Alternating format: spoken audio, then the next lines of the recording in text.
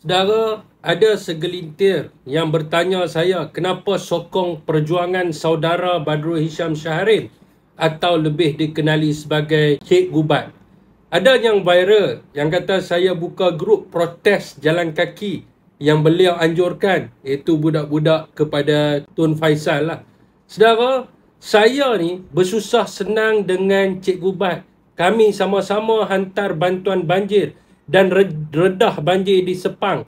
Kami berkempen sama-sama satu pentas dan kami sama-sama share duit untuk makan malam.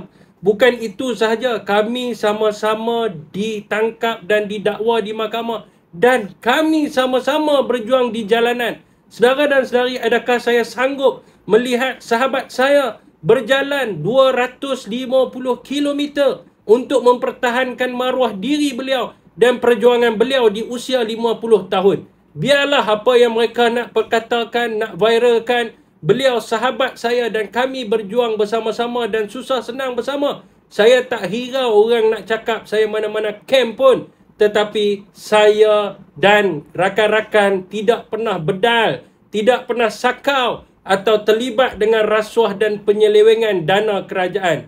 Untuk anda semua yang nak support perjuangan ini, boleh tengok dekat saya punya posting ni.